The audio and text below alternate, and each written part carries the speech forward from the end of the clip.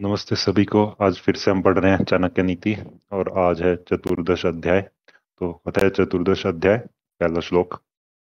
इस पृथ्वी पर तीन ही रत्न हैं, जल, अन्न और मधुर वचन। बुद्धिमान व्यक्ति इनकी समझ रखता है, परंतु मूर्ख लोग पत्थर के टुकड़ों को ही रत्न कहते हैं। व्याख्या। जल और अन्न के बिना आदमी का जीवन बिल्कुल भी संभव नहीं है, और मधुर वचनों के बिना समाज में विचरण करना मुश्किल है। कटु वचन कहने वाले का कोई भी आदर नहीं करता। अगला श्लोक। मनुष्य के अधर्म रूपी वृक्ष ब्रैकेट में अर्थात शरीर के फल दरिद्रता, रोग, दुख, बंधन ब्रैकेट में मोह माया, व्यसन आदि हैं। व्याख्या। मनुष्य यदि अधर्म के मार्ग पर चलता है तो उसे अपने जीवन में उपर्युक्त दुखों का सामना करना पड़ता है। अगला श्लोक। धन, मित्र, स्त्री और पृथ्वी ये बार बार प्राप्त होते हैं, परंतु मनुष्य का शरीर बार बार नहीं मिलता। व्याख्या। प्रस्तुत श्लोक में आचार्य चाणक्य ने मानव शरीर का महत्व बताया है। उनके अनुसार मानव शरीर 84 लाख योनियों में भ्रमण करने के उपरांत ही प्राप्त होता है। यह अत्यंत दुर्लभ है। इसमें ईश्वर को स्मरण किया जा सकता है। अगला श्लोक। इस श्लोक पे बढ़ने से पहले वो लिखा था ना, धन, मित्र, स्त्री और पृथ्वी बार बार प्राप्त होता है। तो बार बार से मतलब वो दिखा जा रहा है 100 साल के अंदर, अगर मान लीजिए आयु 100 साल है, 100 भी नहीं 50 लगा लो, उसमें हम कितने लोगों को मिल सकते हैं। लेकिन मनुष्य शरीर मिलना ही कितने 84 लाख योनियों के बाद मिलना, वो उस कंटेक्स्ट में कहा जा रहा है। अगर कोई इस वर्ड को गलत दिया हो तो सिर्फ इसलिए हाईलाइट किया। अगले श्लोक पे बढ़ते हैं। यह एक निश्चित तथ्य है कि बहुत से लोगों का समूह ही शत्रु पर विजय प्राप्त करता है। जैसे वर्षा की धार को धारण करने वाले मेघों के जल को तिनके के द्वारा ब्रैकेट तिनके का बना छप्पर ही रोका जा सकता है। भाव यह है कि एकता में बड़ा बल होता है, वह बड़ी से बड़ी शक्ति से टकरा सकता है। अगला श्लोक। पानी में तेल, दुष्ट व्यक्तियों में गोपनीय बातें, उत्तम पात्र को दिया गया दान और बुद्धिमान के पास शास्त्र ज्ञान यदि थोड़ा भी हो तो स्वयं वह अपनी शक्ति से विस्तार पा जाता है। व्याख्या।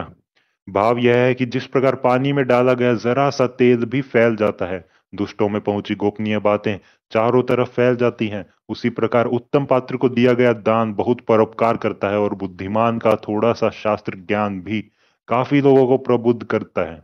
ज्ञान का विस्तार इसी प्रकार होता है, अर्थात सभी चीजों का अपना अपना महत्व है।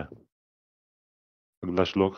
धार्मिक कथा सुनने पर, शमशान में चिता को जलते देखकर, रोगी को कष्ट में पड़े देखकर जिस प्रकार वैराग्य भाव उत्पन्न होता है, वह यदि स्थिर रहे तो यह संसारिक मोह माया व्यर्थ लगने लगे, परंतु अस्थिर मन शमशान से लौटने पर फिर से मोह माया में फंस जाता है। व्याख्या। प्रस्तुत श्लोक में आचार्य चाणक्य ने सांसारिक मोह माया से बचने के लिए मन को दृढ़ बनाने की बात कही है। उनके अनुसार अस्थिर मन से संसार से विमुक्त होने की कामना करना सुखकारी कभी सुखकारी नहीं होता। एक सेकंड दीजिएगा, अगला श्लोक पढ़ते हैं। हाँ। चिंता करने वाले व्यक्ति के मन में चिंता उत्पन्न होने के बाद की जो स्थिति होती है, अर्थात उसकी जैसी बुद्धि हो जाती है, वैसी बुद्धि यदि पहले से ही रहे तो भला किसका भाग्योदय नहीं होगा। व्याख्या। इस श्लोक में चाणक्य ने बताया है कि गलत कार्य करने के उपरांत पश्चाताप के समय उसकी जैसी निर्मल बुद्धि हो जाती है, यदि वैसी निर्मल बुद्धि पहले से ही रहे तो भला किसका कल्याण नहीं होगा। इस श्लोक को तो हम याद भी रखते होंगे, हर एक की कोर मेमोरी होगी है, मतलब जो हर एक को याद होगी कि बचपन में क्लास में अगर जाते थे तो होमवर्क जब नहीं करते थे तो कितना डर लगता था, और यूं होता था कि बस एक दिन और मिल जाए मैं पूरा होमवर्क कर लाऊंगा, आज आज बच जाऊं, बस कल मैं पूरा होमवर्क कर लाऊं, इस तरह की वो भाव रहता है। लेकिन जैसे ही अगर उस दिन बच भी गए तो घर जाके क्या होता है कि बस बस्ता फेंक दिया साइड में और चलो खेलने। तो इसमें भी वही बताया गया है कि भाई जैसा भाव ऐसा काम करने के उपरांत जो होता है, पश्चाताप के समय जो होता है, वैसा अगर पहले रहे और बाद तक बना रहे तो किस किस का कल्याण नहीं होगा। तो अगले श्लोक पे चलते हैं। दान, तपस्या, वीरता, ज्ञान, नम्रता, किसी में ऐसी विशेषता को देखकर आश्चर्य नहीं करना चाहिए, क्योंकि इस दुनिया में ऐसे अनेक रत्न भरे पड़े हैं। व्याख्या। भाव यह है कि दुनिया में एक से बढ़कर एक व्यक्ति ऐसे हैं जो दान, तप, वीरता, ज्ञान और संवेदनशीलता में बढ़े चढ़े हैं। कहाँ तक आश्चर्य किया जा सकता है। अगला श्लोक। जो जिसके मन में है वह उससे दूर रहकर भी दूर नहीं है, और जो जिसके हृदय में नहीं है वह समीप रहते हुए भी दूर है। व्याख्या। भाव यह है कि सच्चा प्रेम हृदय से होता है। उसमें दूरी का अथवा पास का कोई व्यवधान नहीं होता। सच्चे प्रेम में प्रिय हर समय आंखों के सम्मुख ही रहता है। अगला श्लोक। जिससे अपना हित साधना हो उससे सदैव प्रिय बोलना चाहिए। जैसे मृग को मारने के लिए बहेलिया मीठे स्वर में गीत गाता है। व्याख्या। यहाँ चाणक्य ने कूटनीति की ओर इशारा किया है कि अपना स्वार्थ सिद्ध करने के लिए राजा को सदैव अपने शत्रु से मीठा व्यवहार करना चाहिए, उससे मधुर वाणी में बात करनी चाहिए। अगला श्लोक। राजा, अग्नि, गुरु और स्त्री, इनसे सामान्य व्यवहार करना चाहिए, क्योंकि अत्यंत समीप होने पर ये नाश के कारण होते हैं और दूर रहने पर इनसे कोई फल प्राप्त नहीं होता। व्याख्या। भाव यह है कि इनसे व्यवहार करते समय मध्यम मार्ग अपनाएं। न नीम से कड़वा और न गुड़ से मीठा। ज्यादा दूरी भी नहीं और ज्यादा पास भी नहीं। मैं ये चार का फिर से नाम लूंगा। राजा, अग्नि, गुरु और स्त्री, इनसे सामान्य व्यवहार करना चाहिए, क्योंकि अत्यंत समीप होने पर ये नाश के कारण होते हैं और दूर रहने पर इनसे कोई फल प्राप्त नहीं होता। तो अगले श्लोक पे चलते हैं। अग्नि, पानी, स्त्रियां, मूर्ख, सांप और राजा कुल से निकट संबंध सावधानी के साथ रख करना चाहिए, क्योंकि ये छह तत्काल प्राणों को हरने वाले हैं। व्याख्या। प्रस्तुत श्लोक में आचार्य चाणक्य ने अग्नि, पानी, स्त्रियां, मूर्ख और सांप और राजवंश से सतर्क रहने की बात कही है। उनके अनुसार अग्नि के प्रति, जल के प्रति, स्त्री के प्रति, मूर्ख व्यक्ति के प्रति, सर्प के प्रति और राजवंश के प्रति यदि जरा भी असावधानी दिखाई तो प्राण संकट में पड़ सकते हैं। इनसे बहुत सावधान रहना चाहिए। अगला श्लोक। जिसके पास गुण है, जिसके पास धर्म है, वही जीवित है। गुण और धर्म से विहीन व्यक्ति का जीवन निरर्थक है। व्याख्या। चाणक्य ने मनुष्य में गुण के उपस्थित होने पर बल दिया है। गुण से तात्पर्य दया भाव, जगत कल्याण की भावना तथा परोपकार है। अगला श्लोक। यदि एक ही कर्म से समस्त संसार को वश में करना चाहते हो तो 15 मुखों से विचरण करने वाले मन को रोको, अर्थात उसे वश में करो। 15 मुख हैं: मुंह, आंख, कान, नाक, जीभ, त्वक, हाथ, पैर, लिंग, गुदा, रूप, रस, गंध, स्पर्श और शब्द। व्याख्या। कहीं कहीं श्लोक की दूसरी पंक्ति में परापवाद शये शस्ये भो शब्द भी मिलता है। इसका अर्थ है परनिंदा। अ, तब अ, तब अर्थ होगा, यदि एक ही कर्म से सारे संसार को वश में करना चाहते हो तो परनिंदा करना बंद कर दो। मन को वश में करना और परनिंदा न करना दोनों ही उचित लगते हैं। ऐसा करके आपको हाथों में वशीकरण मंत्र की शक्ति आ सकती है। अगला श्लोक। जो प्रस्ताव के योग्य बातों को प्रभाव के अनुसार, प्रिय कार्य को या वचन को और अपनी शक्ति के अनुसार क्रोध करना जानता है, वही पंडित है। व्याख्या। आचार्य चाणक्य ने उपरोक्त श्लोक में बताया कि प्रसंग अनुकूल बात करनी चाहिए। यदि प्रसन्नता का मौका है तो उसमें प्रसन्नता की बातें होनी चाहिए। इसी तरह अन्य योग्यताओं का वर्णन किया है। अगला श्लोक। एक ही वस्तु को 3 दृष्टियों से देखा जा सकता है। जैसे सुंदर स्त्री को योगी मृतक के रूप में देखता है, कामुक व्यक्ति उसे कामिनी के रूप में देखता है और कुत्ते के द्वारा वह मांस के रूप में देखी जाती है। व्याख्या। भाव यह है कि नारी का सौंदर्य दृष्टि भ्रम मात्र है। प्रत्येक व्यक्ति हर चीज को अपनी अपनी दृष्टि से देखता है। अगला श्लोक। बुद्धिमान वही है जो अति सिद्ध दवा को, धर्म के रहस्य को, घर के दोष को, मैथुन अर्थात संभोग की बात को, स्वादहीन भोजन को और अति कष्टकारी मृत्यु को किसी को न बताए। भाव यह है कि कुछ बातें ऐसी होती है जिन्हें समाज में छिपाकर ही रखना चाहिए। व्याख्या। आचार्य चाणक्य ने प्रस्तुत श्लोक के माध्यम से इस बात को बताया है कि छुपाने योग्य बातों को न छुपाकर मनुष्य समाज में हंसी का पात्र बनता है, कुछ मामलों में नुकसान उठाता है। अगला श्लोक। कोयल की वाणी तभी तक मौन रहती है जब तक कि सभी जनों को आनंद देने वाली वाणी प्रारंभ नहीं हो जाती। व्याख्या। भाव यह है कि आम आम्र मंजरी के फूलने के बाद ही कोयल कूकती है, ओ क्योंकि आम्र मंजरी की भीनी सुगंध से आनंदित होकर वसंत ऋतु में लोगों की मीठी वाणी भी चहकने लगती है। अगला श्लोक। धर्म, धन, अन्न, गुरु का उपदेश और गुणकारी औषधि का संग्रह अच्छी प्रकार से करना चाहिए, अन्यथा जीवन का कल्याण नहीं होता, जीवन नष्ट हो जाता है। व्याख्या। बिना धर्म और गुरु उपदेश के मानसिक सुख मृत प्राय है और बिना अन्न और धन के जीवन का भौतिक आधार नष्ट हो जाता है। अगला श्लोक। दुष्टों का साथ त्यागो, सज्जनों का साथ करो, रात दिन धर्म का आचरण करो और प्रतिदिन इस अनित्य संसार में नित्य परमात्मा के विषय में विचार करो, उसे स्मरण करो। व्याख्या। सत्संगति और धर्माचरण करते हुए नित्य परमात्मा को याद करना चाहिए और इस संसार की नश्वरता को समझना चाहिए। सत्संगति के सामने दुष्टों का साथ कुछ भी नहीं है। और अगले अध्याय पे आते हैं। अध्याय पंचदश अध्याय। इसमें पहला श्लोक। जिसका हृदय सभी प्राणियों पर दया करने हेतु द्रवित हो उठता है, उसे ज्ञान, मोक्ष, जटा और भस्म लगाने की क्या जरूरत है? Question mark. व्याख्या। भाव यह है कि हमें सभी प्राणियों पर दया करनी चाहिए, उनसे स्नेह करना चाहिए। जो ऐसा करता है उसका स्थान परमात्मा के समक्ष समकक्ष हो जाता है। समकक्ष माने मतलब समान हो जाता है एक तरह से। अगला श्लोक। जो गुरु एक ही अक्षर अपने शिष्य को पढ़ा देता है, उसके लिए इस पृथ्वी पर कोई अन्य चीज ऐसी महत्वपूर्ण नहीं है जिसे वह गुरु को देकर उऋण हो सके। व्याख्या।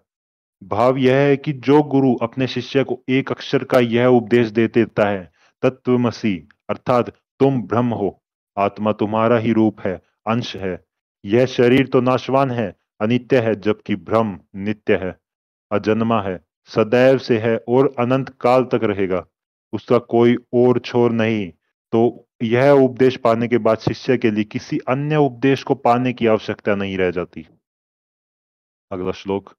दुष्टों और कांटों से बचने के दो ही उपाय हैं, जूतों से उन्हें कुचल डालना व उनसे दूर रहना। व्याख्या। भाव यह है कि दुष्ट और कांटे सदैव कष्ट ही पहुंचाने वाले होते हैं, इनसे बचकर रहना ही ठीक रहता है। यदि इनसे सामना हो ही जाए तो इन्हें जूतों से कुचल डालना चाहिए। अगला श्लोक। गंदे वस्त्र धारण करने वाले, दांतों पर मैल जमाए रखने वाले, अत्यधिक भोजन करने वाले, कठोर वचन बोलने वाले, सूर्योदय से सूर्यास्त तक सोने वाले को, चाहे वह साक्षात विष्णु ही क्यों न हो, लक्ष्मी त्याग देती है। व्याख्या।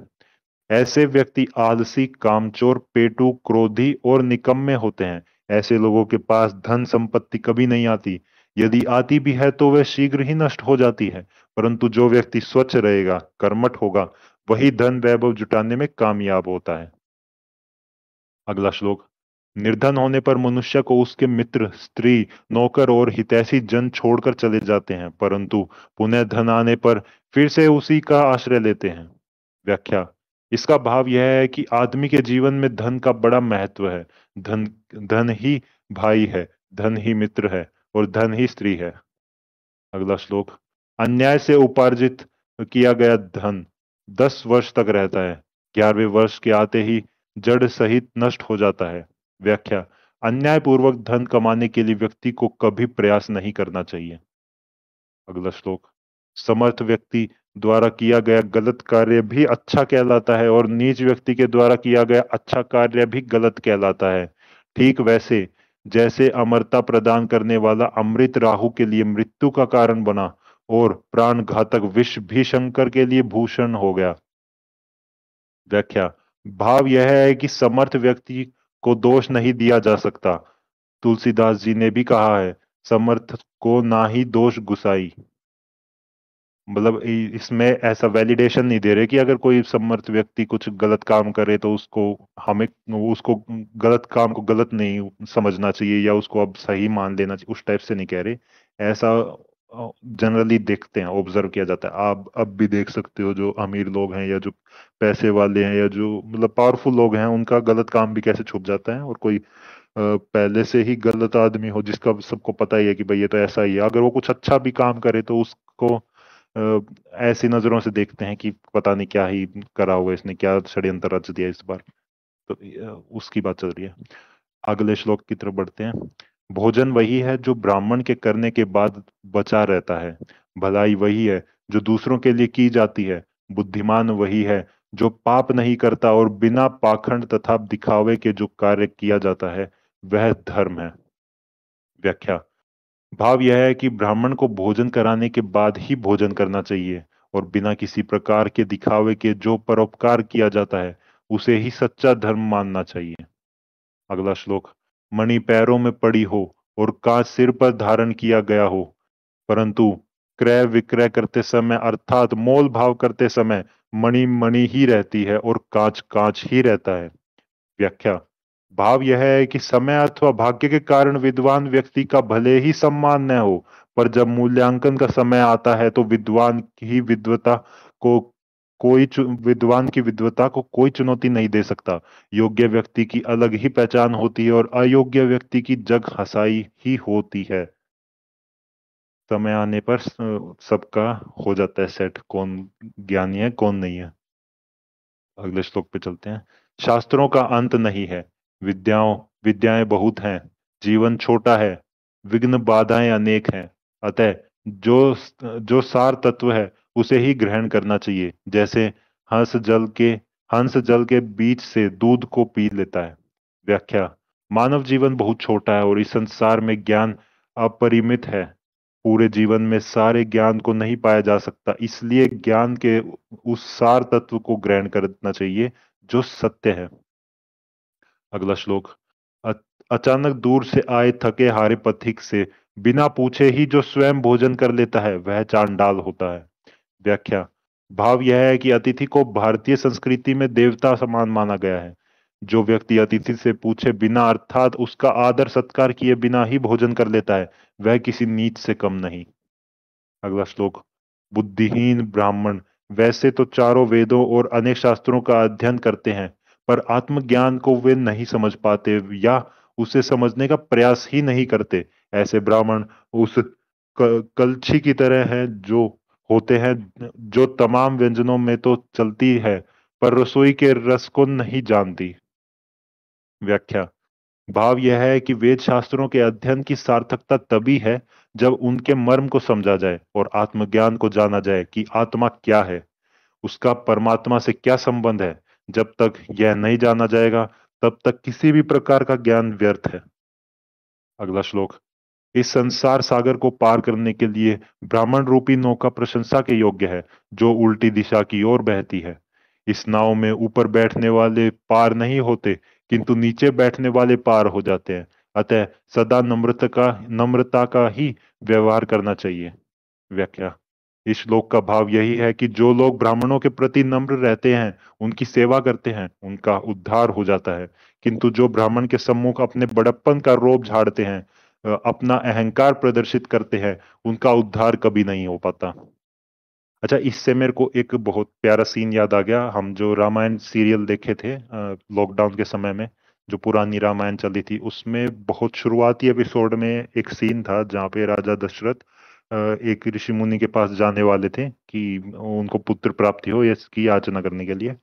और तो उनकी जो पत्नियां थी उनमें से एक ने कहा था कि सेनापति को कहा जाए कि जाके सेना को इकट्ठा करिए और मतलब बड़े बड़े रथ वगैरह ये सब लेके जाना, बिल्कुल सज धज के जाना, मतलब ऐसे यूं बन ठन के जाने के लिए कह रहे थे कि ऑर्डर दे रहे थे ऐसा किया जाए। तो जो वहां पे जो खड़े थे, राज पुरोहित कहते हैं या मैं भूल रहा हूँ वर्डिंग, शायद राज पुरोहित कहते हैं उनको, वो जो ब्राह्मण थे वहां पे मतलब उस पैलेस में, वो कहते हैं कि भाई ऐसा नहीं करना चाहिए। जो भिक्षा होती है ना, हमेशा खाली झोली में ही डाली जाती है। आप किसी मतलब ज्ञानी के सामने अपना प्रदर्शन करने जाओगे, धन वैभव का प्रदर्शन करने जाओगे तो वापस अहंकार ही लेके आओगे, उसके अलावा कुछ नहीं आएगा हाथ। तो ये श्लोक मतलब बिल्कुल ही वही दिख रहा है। ये भी वही कह रहा है कि भाई अगर आप ब्राह्मण के प्रति नम्र रहते हैं, उनकी सेवा करते हैं, उनका, तो आपका उद्धार हो जाता है। किंतु जो ब्राह्मण के सम्मुख अपने बड़प्पन का रोब झाड़ते हैं, अपना अहंकार प्रदर्शित करते हैं, उनका उद्धार कभी नहीं होता।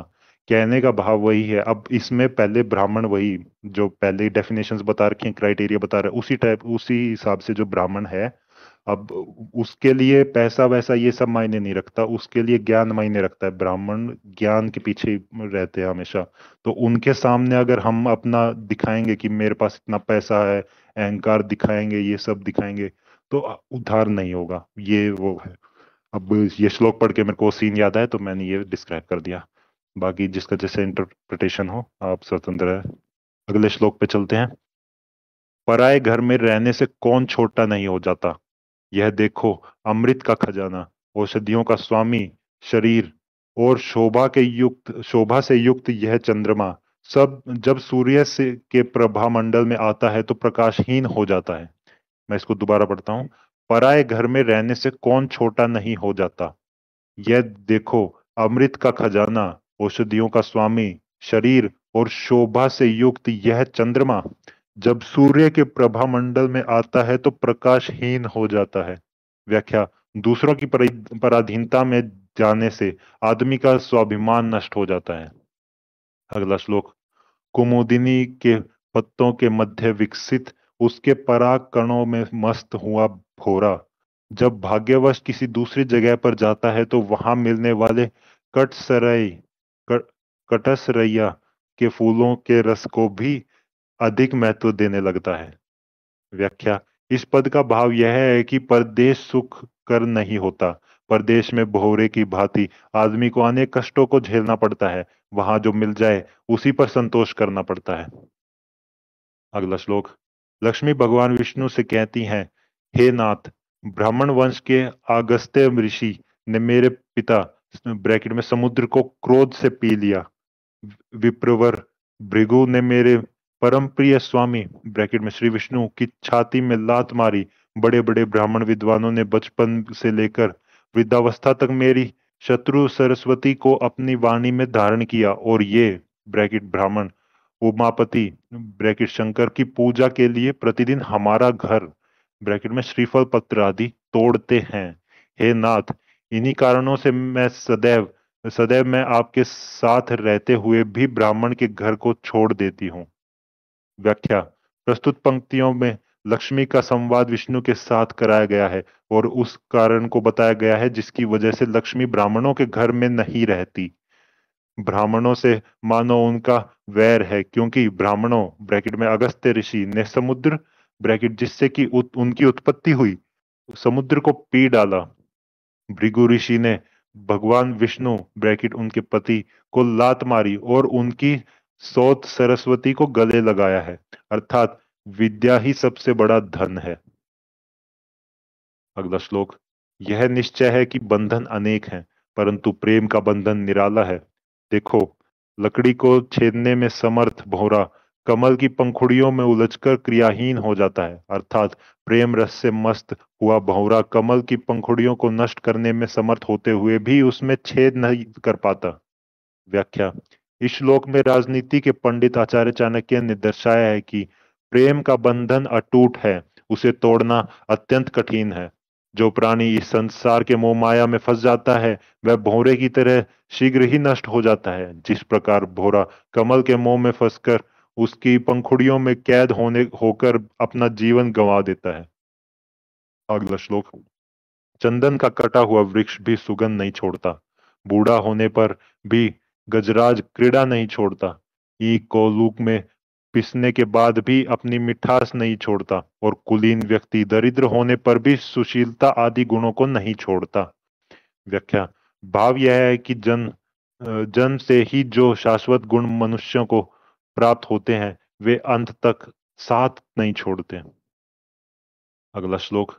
श्री कृष्ण को उलाना देती हुई गोपी कहती है कि हे कन्हैया, तुमने एक बार गोवर्धन नामक पर्वत को क्या उठा लिया कि तुम इस लोक में ही नहीं परलोक में भी गोवर्धनधारी के रूप में प्रसिद्ध हो गए। परंतु आश्चर्य तो इस बात का है कि मैं तीनों लोकों के स्वामी अर्थात तुम्हें अपने हृदय पर धारण किए रहती हूँ और रात दिन मैं तुम्हारी चिंता करती हूँ, पर मुझे कोई त्रिलोकधारी जैसी पदवी नहीं देता। व्याख्या। भाव यह है कि यश सम्मान तो पुण्य और भाग्य से ही प्राप्त होता है। अगला अध्याय अतः षोडश अध्याय, इसका पहला श्लोक। संसार से उद्धार के लिए जिन लोगों ने विधि पूर्वक परमेश्वर का ध्यान नहीं किया, स्वर्ग में समर्थ धर्म का उपार्जन नहीं किया, स्वप्न में भी किसी सुंदर युवती के कठोर स्तनों और जंघाओं के आलिंगन का भोग नहीं किया, ऐसे व्यक्ति का जन्म माता के यौवन रूपी वन को काटने वाली कुल्हाड़ी के समान है। व्याख्या। भाव यह है कि जिन लोगों ने न तो इस भौतिक संसार का ही उपयोग किया और न परलोक को सुधारने के लिए ईश्वरोपासना की तथा धर्म का ही संग्रह किया, ऐसे लोगों को देना माता के लिए व्यर्थ ही हुआ। मतलब जिसने धर्म का भी संग्रह नहीं किया वो सब नहीं किया, ये सब है। शायद एक वर्ड में यहाँ मिस कर गया था, तो उससे लास्ट लाइन का मतलब उल्टा हो जाता, तो मैं बता देता हूँ। जिसने धर्म का भी संग्रह नहीं किया और बाकी चीजें भी नहीं की, न भौतिक संसार की न परलोक सुधारने की कोई चीज। सफलता तो तभी मिलती है जब इस लोक में सुख उठाते हुए परलोक सुधार के लिए धर्माचरण किया जाए। अगला श्लोक। आचार्य चाणक्य का मानना है कि कुल्टा ब्रैकेट चरित्रहीन स्त्रियों का प्रेम एकांतिक न होकर बहुजनीय होता है। उनका कहना है कि कुल्टा स्त्रियां पराये व्यक्ति से बातचीत करती हैं, कटाक्ष पूर्वक देखती हैं और अपने हृदय में पर पुरुष का चिंतन करती हैं। इस प्रकार चरित्रहीन स्त्रियों का प्रेम अनेक से होता है। व्याख्या। आचार्य चाणक्य ने यहाँ पर कुल्टा स्त्रियों के हाव भाव और चरित्र का स्पष्ट वर्णन किया है। अच्छा, अगला श्लोक। जो मूर्ख व्यक्ति माया के मोह में वशीभूत होकर यह सोचता है कि अमुक स्त्री उस पर आसक्त है, वह उस स्त्री के वश में होकर खेल की चिड़िया की भांति इधर से उधर नाचता फिरता है। व्याख्या। आचार्य चाणक्य का मत है कि प्राय स्त्रियां विलासिनी होती है जो पुरुषों को अपनी ओर आकृष्ट करके उन्हें मनमाना नाच नचाती हैं। ये पता नहीं जानबूझ के नचाती हैं या नहीं आज के कंटेक्स्ट में, लेकिन नाचते लोग तो हमने बहुत देखे होंगे। तो इस सेकंड पार्ट से तो सब एग्री कर सकते हैं। अगले श्लोक पे चलते हैं। आचार्य चाणक्य का कहना है कि इस संसार में कोई भाग्यशाली व्यक्ति ही मोहमाया से छूटकर मोक्ष प्राप्त करता है। उनका कहना है, धन वैभव को प्राप्त करके ऐसा कौन है जो इस संसार में अहंकारी न हुआ हो? ऐसा कौन सा व्यभिचारी है जिसके पापों को परमात्मा ने नष्ट न कर दिया हो? इस पृथ्वी पर ऐसा कौन धीर पुरुष है जिसका मन स्त्रियों के प्रति व्याकुल न हुआ हो? ऐसा कौन पुरुष है जिसे मृत्यु ने न दबोचा हो? ऐसा कौन सा भिखारी है जिसे बड़प्पन मिला हो? ऐसा कौन सा दुष्ट है जो अपने संपूर्ण दुर्गुणों के साथ इस संसार के से कल्याण पथ पर अग्रसर हुआ हो? व्याख्या।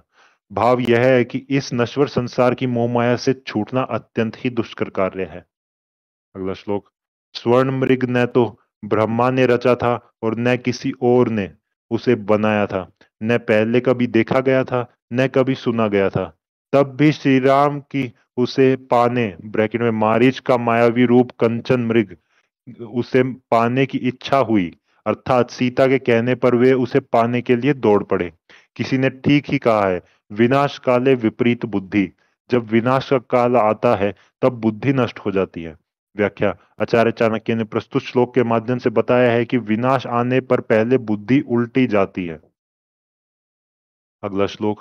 आचार्य चाणक्य का मत है कि व्यक्ति अपने गुणों से ही ऊपर उठता है, ऊंचे स्थान पर बैठ जाने से ही ऊंचा नहीं हो जाता। उदाहरण के लिए महल की चोटी पर बैठ जाने से कौवा क्या गरुड़ बन जाएगा? व्याख्या। कहने का अभिप्राय यह है कि व्यक्ति अपने गुणों से ही महान बनता है और सभी जगह प्रतिष्ठा प्राप्त करता है। केवल स्थान से व्यक्ति की प्रतिष्ठा नहीं बढ़ती, बल्कि पद पर किसी गुणहीन व्यक्ति के बैठ जाने से उस पद की गरिमा गिरती है। अगला श्लोक। गुणों की सभी जगह पूजा होती है, न कि बड़ी संपत्तियों की। क्या पूर्णिमा के चांद को उसी प्रकार से नमन नहीं करते जैसे द्वितीय के चांद को? व्याख्या। भाव यह है कि चंद्रमा किसी भी रूप में रहे, विद्वान व्यक्ति के गुण की भांति उसे हर स्थिति में नमन करते हैं। अगला श्लोक। दूसरों के द्वारा गुणों का बखान करने पर बिना गुण वाला व्यक्ति भी गुणी कहलाता है, किंतु अपने मुख से अपनी बड़ाई करने पर इंद्र भी छोटा हो जाता है। व्याख्या। आत्म प्रशंसा से कोई व्यक्ति बड़ा नहीं कहलाता, अपितु जब दूसरों के द्वारा प्रशंसा की जाती है तभी वह गुणी कहलाता है। अपने मुंह मियां मिट्ठू नहीं बनना चाहिए। जिन गुणों की प्रशंसा दूसरे करते हैं वे ही गुण सच्चे होते हैं। और ये तो बहुत ही ज्यादा करेक्ट है। मतलब काफी लोग, काफी तो नहीं, मतलब एक परसेंटेज ऑफ लोग मिलते ही हैं, सबकी लाइफ में टकराते ही हैं, जो खुद की बहुत बड़ाई मारते हैं, लेकिन आप देखेंगे उनके ज्यादातर जो दावे होते हैं कि मैं ये हूं मैं वो खोखले निकलते हैं। समय के साथ आपको पता चलता है कि वो पहले तो बन ठन के दिखा दिया कि मैं बहुत बड़ा शेर हूं, बाद में वो बिल्ली भी नहीं निकला ठीक से। अगले श्लोक पे चलते हैं। जो व्यक्ति विवेकशील है और विचार करके ही कार्य संपन्न करता है, ऐसे व्यक्ति के गुण श्रेष्ठ विचारों के मेल से और भी सुंदर हो जाते हैं, जैसे सोने में जड़ा हुआ रत्न स्वयं ही अत्यंत शोभा को प्राप्त हो जाता है। व्याख्या। भाव यह है कि गुण गुणी को ही शोभा पहुंचाते हैं, अविवेकी व्यक्ति को नहीं। उसके पास गुण भी दुर्गुण बन जाते हैं। अगला श्लोक। जो व्यक्ति किसी गुणी व्यक्ति का आश्रित नहीं है, वह व्यक्ति ईश्वरीय गुणों से युक्त होने पर भी कष्ट झेलता है, जैसे अनमोल श्रेष्ठ मणि को भी स्वर्ण की जरूरत होती है, अर्थात सोने में जड़े जाने के उपरांत ही उसकी शोभा में चार चांद लग जाते हैं। व्याख्या। भाव यह है कि किसी का आश्रय प्राप्त करके गुणी व्यक्ति अपने गुणों को समाज में स्थापित करने का अवसर प्राप्त कर लेता है, तभी उसे उचित यश और प्रसिद्धि प्राप्त होती है। अगला श्लोक। जो धन अति कष्ट से प्राप्त हो, धर्म का त्याग करने से प्राप्त हो, शत्रुओं के सामने झुकने अथवा समर्पण करने से प्राप्त हो, ऐसा धन हमें नहीं चाहिए। व्याख्या। भाव यह है कि जो धन सत्कर्मों से प्राप्त हो, अच्छे आचरण से प्राप्त हो, बिना किसी दबाव के प्राप्त हो, वही धन श्रेष्ठ होता है और स्वाभिमान के लायक होता है। आत्मसम्मान को नष्ट करने वाले धन की अपेक्षा धन का न ही होना अच्छा है। अगला श्लोक। उस लक्ष्मी ब्रैकेट धन से क्या लाभ जो घर की कुल वधु के समान केवल स्वामी के उपभोग में ही आए। उसे तो उस वेश्या के समान होना चाहिए जिसका उपयोग सब कर सकें। व्याख्या। इस श्लोक में आचार्य चाणक्य कहते हैं कि संपत्ति, धन, वैभव वही अच्छा रहता है जिसका उपयोग सभी के हित के लिए होता है। यदि धन पर कुंडली मारकर एक ही व्यक्ति बैठा रहे और केवल अपने ही स्वार्थ के लिए खर्च करे तो ऐसे धन से कोई लाभ नहीं है। अगला श्लोक। इस संसार में आज तक किसी को भी प्राप्त धन से, इस जीवन से, स्त्रियों से और खान पान से पूर्ण तृप्ति कभी नहीं मिली। पहले भी, अभी भी और आगे भी इन चीजों से संतोष होने वाला नहीं है। इनका जितना अधिक उपभोग किया जाता है उतनी ही तृष्णा बढ़ती है। व्याख्या। मनुष्य की इच्छाएं अनंत हैं, वे कभी पूरी नहीं होती। एक इच्छा के पूरी होते ही दूसरी सामने आकर खड़ी हो जाती है। तात्पर्य यह है कि मनुष्य अपने आप से कभी संतुष्ट नहीं होता है, अतः संतोष ही सबसे बड़ा धन है। अगला श्लोक। जीवन की संपत्ति के साथ सभी दान, यज्ञ, होम, बलि क्रिया आदि नष्ट हो जाते हैं, किंतु श्रेष्ठ सुपात्र को दिया गया दान और सभी प्राणियों पर अभय दान अर्थात दया दान कभी नष्ट नहीं होता। उसका फल अमर होता है, सनातन होता है। व्याख्या। अतः सुपात्र को ही दान देना चाहिए और सभी जीवों पर दया करनी चाहिए। उनकी हत्या नहीं करनी चाहिए। ये दोनों दान कभी नष्ट नहीं होते, इसलिए इन्हें सर्वश्रेष्ठ दान कहा गया है। अगला श्लोक। तिनका हल्का होता है, तिनके से हल्की रुई होती है, रुई से भी हल्का याचक ब्रैकेट भिखारी होता है, तब वायु से उसे उड़ाकर क्यों नहीं ले जाती। Question mark. संभवतः इस भय से कि कहीं यह उससे ही भीख न मांगने लगे। व्याख्या। मांगने वाले से सभी डरते हैं कि वह उनसे कुछ मांग न बैठे, क्योंकि देना कोई नहीं चाहता। वैसे भी याचक अर्थात भिखारी निंदा के योग्य ही है। अगला श्लोक। निंदा के योग्य ही है भिखारी ऐसा। अब ये डायरेक्ट रॉन्ग कंटेक्स्ट में लेना, किसी की अगर गलत स्थिति बन गई, पैसे वैसे लूट लिए किसी ने, या फिर घर जल गया, सब संपत्ति उजड़ गई, तो फिर वो भिखारी बन गया, तो उसको कह देना कि भाई ये तो निंदा के योग्य है, हटाओ। इस टाइप से नहीं। अब तक तो मेरे ख्याल से जो यहाँ तक क्लासेस सुन रहा होगा वो समझ गया होगा ये किस भाव में है, लेकिन फिर भी मैं एक बार इसको हाईलाइट कर दूं क्योंकि ये सेंटेंस थोड़ा गलत ही दिखता है एक बार पढ़ने में। अगले श्लोक पे चलते हैं। अपमान करा के जीने से तो अच्छा मर जाना है, क्योंकि प्राणों के त्यागने से केवल एक ही बार कष्ट होगा, पर अपमानित होकर जीवित रहने से जीवन पर्यंत दुख होगा। व्याख्या। भाव यह है कि सम्मानित जीवन ही जीने के योग्य होता है, अपमानित होकर जीने से तो मरना बेहतर है। अगला श्लोक। मधुर वचन सभी को संतुष्ट करते हैं, इसलिए सदैव मृदुभाषी होना चाहिए। मधुर वचन बोलने में कैसी दरिद्रता! जो व्यक्ति मीठा बोलता है उससे सभी प्रसन्न रहते हैं। व्याख्या। आचार्य चाणक्य ने प्रस्तुत श्लोक के माध्यम से बताया है कि मधुर भाषण में सम्मोहन शक्ति होती है। मधुर भाषण सभी पर प्रभाव डालता है। अगला श्लोक। इस संसार रूपी विश्व वृक्ष पर दो अमृत के समान मीठे फल लगते हैं, एक मधुर और दूसरा सत्संगति। मधुर बोलने और अच्छे लोगों की संगति करने से विश्व वृक्ष का प्रभाव नष्ट हो जाता है और उसका कल्याण हो जाता है। व्याख्या। आचार्य चाणक्य ने उपरोक्त श्लोक के माध्यम से संसार को कटु वृक्ष कहा है। इसे विश्व वृक्ष भी कहते हैं। इस कटु वृक्ष के दो फल कड़वे न होकर अत्यंत मीठे हैं, अमृत के समान गुणकारी हैं। मधुर वचन और सज्जनों की संगति। मनुष्य को चाहिए कि सदा मीठा ही बोले। अगला श्लोक। अनेक जन्मों से किया गया दान, अध्ययन और तप। अच्छा, ये श्लोक पे बढ़ने से पहले मेरे को लगा इसमें कंटिन्यूशन आएगी पीछे वाली बात की। ये अब तक हमने शायद 2-3 श्लोक पढ़ लिए हैं ऐसे जिसमें कहा गया है कि मीठा बोले, मीठा बोले।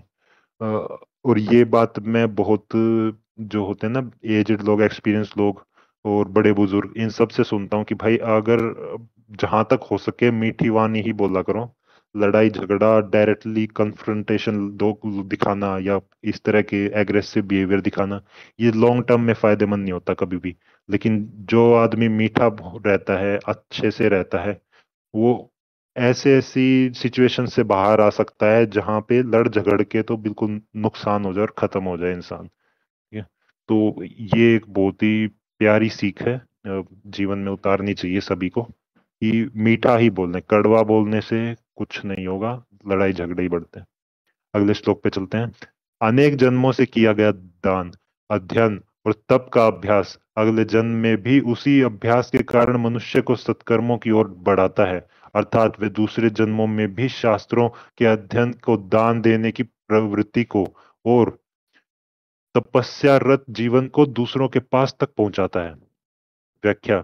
भाव यह है कि हमारे इस जन्म के शुभ कर्म अगले जन्म में भी हमें शुभ कर्मों की ओर ले जाने वाले होंगे। अगला श्लोक।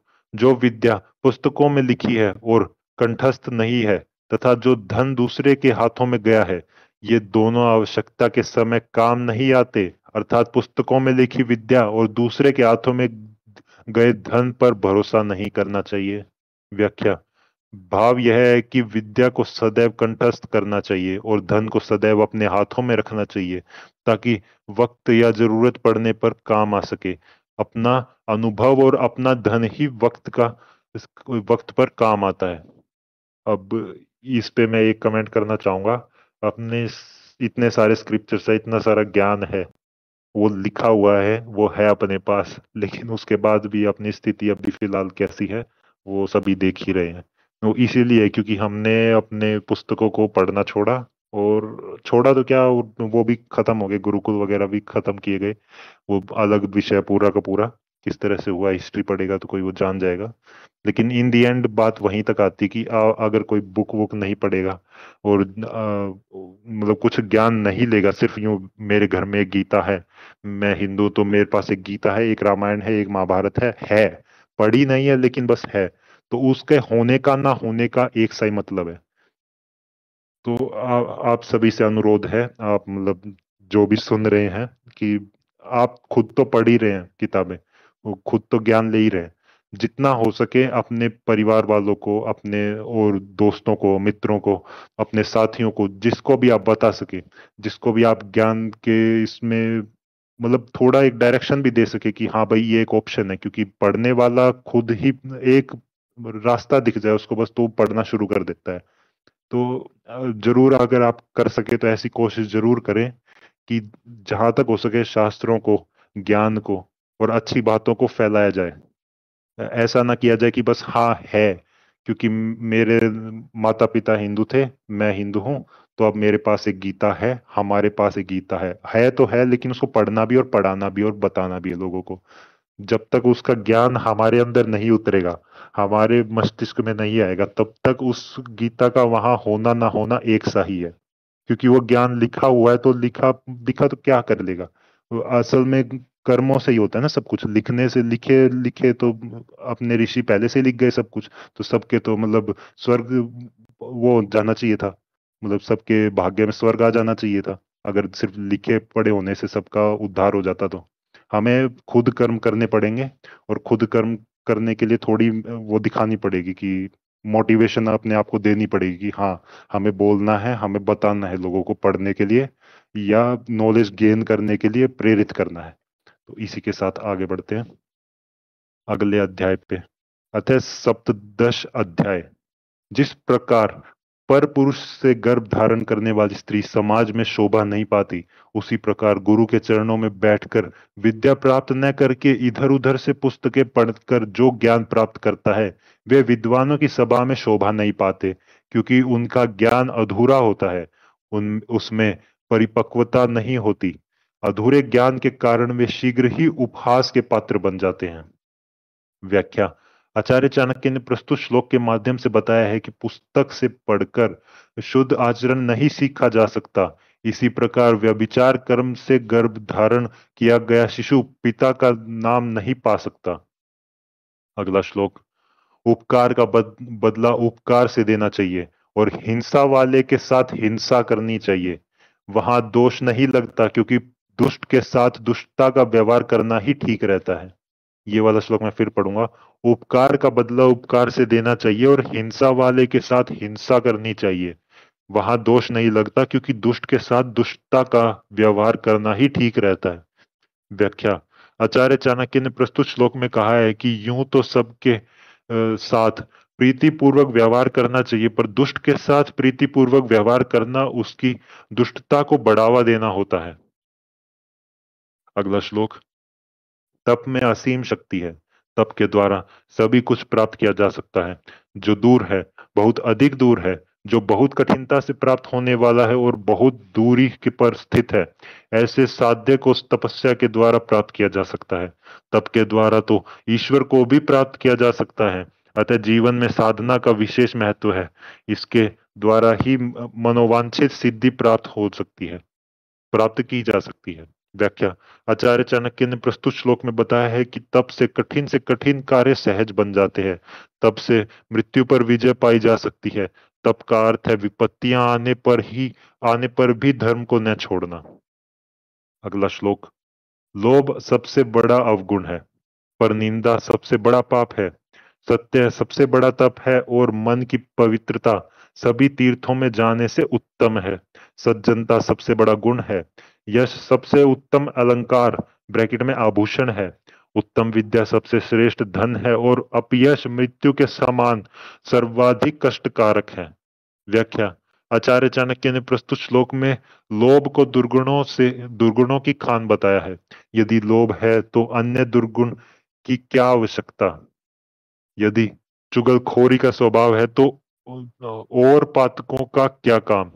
यदि जीवन में सत्य है तो तप करने की क्या आवश्यकता। मन की शुद्धि से तीर्थ की, प्रेम है तो गुणों की, यश है तो आभूषणों की, श्रेष्ठ विद्या है तो धन की क्या आवश्यकता। इसी तरह अपयश है तो मृत्यु से क्या। अगला श्लोक, मतलब लास्ट वाली लाइन का था, इसी तरह अपयश है तो मृत्यु की क्या आवश्यकता। अगला श्लोक। जिसका पिता समुद्र है, जिसकी बहन लक्ष्मी है, ऐसे होते हुए भी शंख भिक्षा मांगता है। व्याख्या। लक्ष्मी और शंख का जन्म समुद्र से ही माना जाता है, प्रायः देखा जाता है कि साधु लोग शंख बजाकर गृहस्थियों के घर से भिक्षा मांगते हैं। इसी से कहा गया है कि शंख भिक्षा मांगता है। भाव यह है कि एक ही कोख से जन्म लेने वालों का भाग्य अलग अलग होता है। अगला श्लोक। शक्तिहीन मनुष्य साधु होता है, धनहीन व्यक्ति ब्रह्मचारी होता है, रोगी व्यक्ति देवभक्त और बूढ़े स्त्री पतिव्रता होती है। व्याख्या। भाव यह है कि ये सभी लोग असमर्थ रहने के कारण से ही ऐसे हैं। अतः जो व्यक्ति प्रयास नहीं करता, परिश्रम नहीं करता, वह आलसी और निकम्मा होकर अपने को ऐसा बना लेता है। परिस्थितियों से घबराकर मुंह मोड़ लेना कायर मनुष्य का काम है। व्यक्ति को तो चाहिए कि वह अपना कार्य पूरे मनोयोग से करे। सच्चे अर्थों में वही धर्म भी है। अगला श्लोक। अन्नदान व जलदान से बड़ा कोई अन्य दान नहीं। द्वादशी तिथि के समान कोई अन्य तिथि नहीं। गायत्री मंत्र के समान कोई अन्य मंत्र नहीं और माता के समान कोई दूसरा देवता नहीं। व्याख्या। द्वादशी तिथि पर किए गए पुण्य कर्मों का फल उत्तम होता है। गायत्री मंत्र श्रेष्ठ फल देने वाला है और माँ का आशीर्वाद सभी इच्छाओं की पूर्ति करने वाला है। माँ के दूध का ऋण उतारना असंभव है। आचार्य चाणक्य के इस कथन को ध्यान में रखकर चलने वाला मनुष्य सदैव अच्छा फल प्राप्त करता है। अगला श्लोक। तक्षक ब्रैकेट में एक सांप का नाम। तक्षक के दांत में विष होता है, मक्खी के सिर में विष होता है, बिच्छू की पूंछ में विष होता है, परंतु दुष्ट व्यक्ति के पूरे शरीर अर्थात सारे अंगों में विष होता है। व्याख्या। भाव यह है कि दुर्जन व्यक्ति हर प्रकार से सज्जनों को कष्ट पहुंचाने वाला होता है। उसका साथ किसी भी रूप में भी सुखकर नहीं होता। बुद्धिमान व्यक्ति सदैव ऐसे दुष्ट लोगों से बचकर चलते हैं क्योंकि दुर्जन व्यक्ति के तो सारे अंगों में विष भरा होता है। अगला श्लोक। पति की आज्ञा के बिना जो स्त्री उपवास और व्रत करती है वह अपने पति की आयु को कम करने वाली होती है, अर्थात पति को नष्ट करके सीधे नरक में जाती है। व्याख्या। अतः पति की आज्ञा लेकर ही व्रत उपवास आदि करने चाहिए, तभी इन कर्मों का उत्तम फल प्राप्त होता है। अगला श्लोक। स्त्री न तो दान से, न सैकड़ों उपवास व्रतों से, न तीर्थाटन करने से उस प्रकार से शुद्ध हो पाती है जैसे वह अपने पति के चरण जल से शुद्ध होती है। व्याख्या। अतः पति की चरण सेवा ही स्त्रियों के कल्याण के लिए उत्तम है। उसका पति ही उसके लिए परमेश्वर है। अब इसमें मैं एक चीज और ऐड करना चाहूंगा इस श्लोक में आगे बढ़ने से पहले।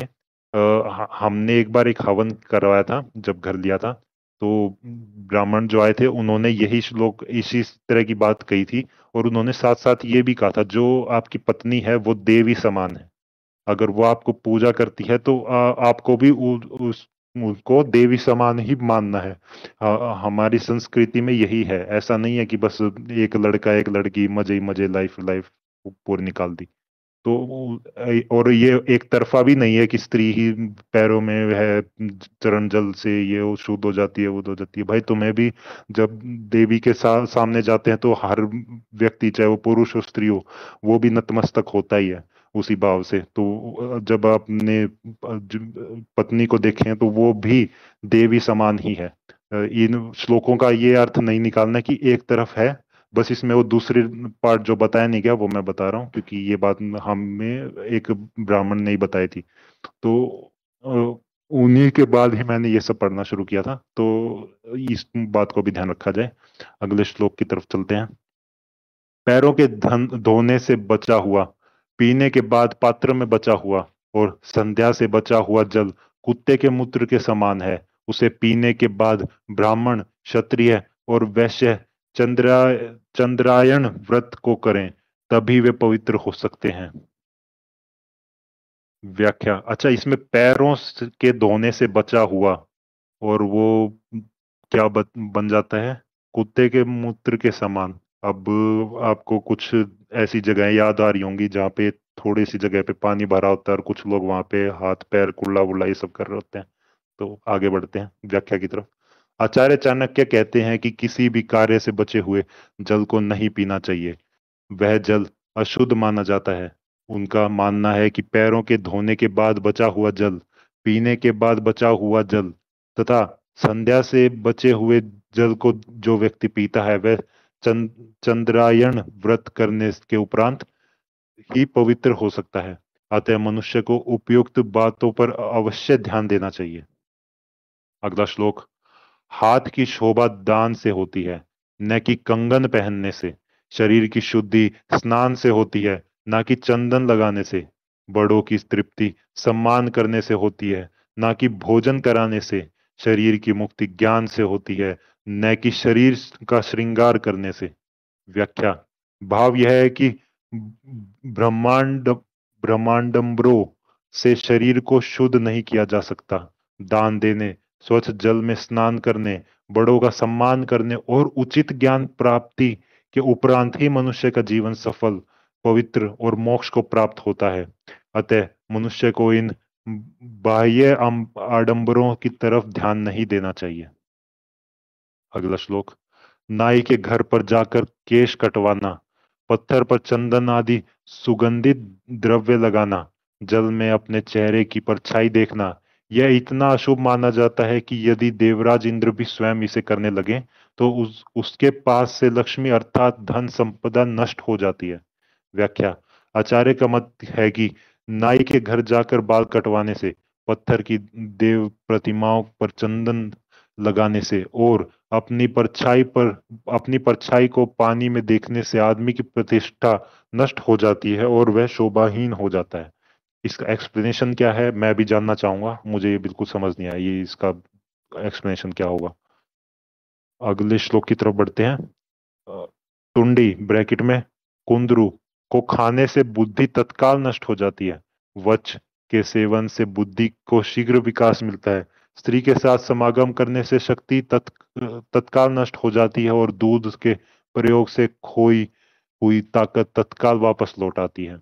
व्याख्या। आचार्य चाणक्य ने उपरोक्त श्लोक में आयुर्वेद नीति का ज्ञान दिया है। उनके अनुसार नारी व्यक्ति को दुर्बल बनाती है, अतः उससे बचना चाहिए। बुद्धि और ताकत के लिए वच और दूध का प्रयोग करना हितकर है रहता है, क्योंकि ये दोनों तुरंत असर करने वाले हैं। अगला श्लोक। जिस सज्जनों के हृदय में परोपकार की भावना जागृत रहती है, उनकी तमाम विपत्तियां अपने आप दूर हो जाती हैं और उन्हें पग पग पर संपत्ति एवं धन ऐश्वर्य की प्राप्ति होती है। व्याख्या। यहाँ चाणक्य की कहने का अर्थ यह है कि परोपकार ही जीवन है। अपना पेट तो पशु भी भर लेता है, यदि पेट पालना ही जीवन का उद्देश्य है तो मानवता क्या हुई? Question mark. स्वार्थी मनुष्य का जीवन निरर्थक है। अगला श्लोक। यदि स्त्री सुंदर हो और घर में लक्ष्मी हो, पुत्र विनम्रता आदि गुणों से युक्त हो और पुत्र घर में हो, तो इससे बढ़कर सुख तो इंद्रलोक में भी नहीं। ऐसी स्थिति में स्वर्ग घर में ही है। व्याख्या। आचार्य चाणक्य ने प्रस्तुत श्लोक में बताया है कि उत्तम पत्नी, आवश्यक धन धान्य, सुशील पुत्र और पोते आंगन में खेल रहे हो तो यही सब स्वर्गिक आनंद है। स्वर्ग कहाँ है? स्वर्ग आकाश में नहीं है, स्वर्ग इसी भूतल पर है। आचार्य का सुंदर पत्नी के से आशय सिर्फ रूप की सुंदरता से नहीं बल्कि गुण की सुंदरता से भी है। गुण की सुंदरता महान बताई गई है। पत्नी यदि पति धर्म निभाने वाली हो तो तभी पुरुष के लिए पृथ्वी स्वर्ग समान है। इसी प्रकार पुत्र आदि आज्ञाकारी हो तभी पुत्र का होना सार्थक है, अन्यथा इस पृथ्वी स्वर्ग समान है। इसी प्रकार पुत्र ओ आदि आज्ञाकारी हो तभी पुत्र का होना सार्थक है, अन्यथा यह पृथ्वी स्वर्ग के बजाय नरक समान बन जाती है। अगला श्लोक। अच्छा, ये कितने पेज बचे हैं इसमें? है अभी तो काफी है। लेकिन ये 4 ही हैं और इसके बाद बुक खत्म हो रही है, तो मेरे ख्याल से आज ही इसको खत्म कर देते हैं। थोड़ा सा लंबा हो जाएगा ये वाला, मतलब थोड़ा सा क्या 5-10 मिनट एक्स्ट्रा तो करते हैं, ठीक है। कहाँ पे थे? एक सेकंड में देख लेता हूँ कहाँ पे थे। हाँ, ये रहा। अगला श्लोक। भोजन, नींद, डर, संभोग आदि ये वृत्ति ब्रैकेट में गुण मनुष्य और पशुओं में समान रूप से पाई जाती हैं। पशुओं की अपेक्षा मनुष्यों में केवल ज्ञान ब्रैकेट में बुद्धि एक विशेष गुण है, उसे अलग से प्राप्त है। अतः ज्ञान के बिना मनुष्य पशु के समान ही होता है। व्याख्या। आचार्य चाणक्य ने प्रस्तुत श्लोक में मनुष्य के पशु से अलग होने का जो गुण बताया है वह है उसकी ज्ञान शक्ति। ज्ञान से मनुष्य उन्नत होता है, ज्ञान से मनुष्य मोक्ष प्राप्त करता है, ज्ञान द्वारा ही मनुष्य के नैतिक गुणों का विकास होता है। नैतिक गुण है सत्य, न्याय, धर्म, हिंसा, परोपकार, दान, विनय, विनयशीलता। जिस मनुष्य ने अपने अपने में इन नैतिक गुणों को विकसित कर लिया, उसने अपने ज्ञान चक्षु से अच्छा बुरा समझना सीख लिया। उसका ही मनुष्य रूप में जीवन लेना सफल रहा। अन्यथा यदि मनुष्य रूप में जन्म लेकर खाने, सोने, डरने और संतान पैदा करने के लिए वह जन्मा है, तो पशु समान है। अगला श्लोक। अपने मद से अंधा हुआ गजराज ब्रैकेट में हाथी यदि अपनी मंद बुद्धि के कारण अपने गंडस्थल ब्रैकेट मस्तक से बहते मद को पीने के इच्छुक भौरों को अपने कानों को फड़फड़ाकर भगा देता है, तो इसमें भौरों की क्या हानि हुई? Bracket question mark, sorry. अर्थात कोई हानि नहीं हुई। वहां से हटकर वे खिले हुए कमलों का सहारा ले लेते हैं और उन्हें वहां पराग रस भी प्राप्त हो जाता है, परंतु भौरों के न रहने से हाथी के गंडस्थल की शोभा नष्ट हो जाती है। व्याख्या। यदि कोई रसिक विद्वान किसी धनी व्यक्ति के पास कोई आस लेकर जाए और वह उसे अपमानित करके भगा दे, तो इसमें विद्वान का तो कुछ नहीं बिगड़ता, अपितु उस धनी की शोभा ही नष्ट हो जाती है। गुणी व्यक्ति के लिए तो सारा संसार पड़ा है, पर धनी व्यक्ति के घर विद्वान पधारे, यह कोई जरूरी नहीं। अच्छा, ये श्लोक तो चाणक्य जी की कहानी है। वो धनानंद ने भी ऐसे ही भगाया था चाणक्य जी को, और फिर उसके बाद तो जो हुआ सबने देखा ही। तो अगले श्लोक पे चलते हैं। राजा, वेश्या, यमराज, अग्नि, चोर, बालक, भिक्षु और आठों गांव का काटा ये दूसरे के दुख को नहीं जानते। व्याख्या। आचार्य चाणक्य ने उपरोक्त श्लोक के माध्यम से बताया है कि अग्नि जड़ पदार्थ है, वह तो किसी के दुख सुख को जान ही नहीं सकती। शेष चेतन भी दूसरों के दुख को न जानकर अपने ही घर को भरने का प्रयत्न करते हैं। राजा जनता को पीड़ित करके भी अपना कोष भरना चाहता है। वेश्या को धन चाहिए, चाहे प्रेमी कहीं से ला कर दे। यमराज प्राणियों को समय आने पर दूसरी योनियों में भेज देता है, चाहे परिवार वालों को कितना ही कष्ट हो। चोर को अपनी चोरी से मतलब है, वह यह नहीं सोचता कि इस धन को चुराने से उसके स्वामी की क्या दशा होगी। बालहट बालहट प्रसिद्ध ही है। वह रोने लगता है तो इस बात को नहीं सोचता कि किसका नुकसान होता है। याचक भी अपना ही स्वार्थ सोचता है और ग्राम कंटक का तो निर्वाह ही ग्रामवासियों को पीड़ा देकर होता है। वह इस बात का अभ्यास नहीं करता कि अपने स्वार्थ के लिए वह लोगों को कष्ट दे रहा है। अगला श्लोक। नीचे की ओर देखती एक अधेड़ वृद्ध स्त्री से कोई पूछता है, हे बाले, तुम नीचे क्या देख रही हो? पृथ्वी पर तुम्हारा क्या गिर गया है? तब वह स्त्री कहती है, रे मूर्ख, तुम नहीं जानते, मेरी युवावस्था रूपी मोती नीचे गिरकर नष्ट हो गया है। व्याख्या। यौवन का मोती एक बार नष्ट हो जाए, अर्थात जवानी एक बार चली जाए, तो फिर लौट कर नहीं आती। यह देखकर अपने यौवन को सत्कर्मों में लगाना चाहिए। अगला श्लोक। हे केतकी, यद्यपि तू सांपों का घर है, फलहीन है, कांटेदार है, टेढ़ी भी है, कीचड़ में ही पैदा होती है, बड़ी मुश्किलों से तू मिलती भी है, तब भी सुगंध रूपी गुण से तुम सभी को प्रिय लगती हो। वाकई एक ही गुण सभी दोषों को नष्ट कर देता है। व्याख्या। भाव यह है कि आदमी में चाहे कितनी ही अवगुण क्यों ना हो, पर यदि उसका एक ही गुण सभी दुर्गुणों पर भारी पड़ता है, तो उसके सारे दोषों को अनदेखा किया जा सकता है। और इसी के साथ हमारी चाणक्य नीति की ये वाली पुस्तक खत्म हुई। ये आखिरी श्लोक था। तो आज की क्लास को भी यहीं खत्म करते हैं।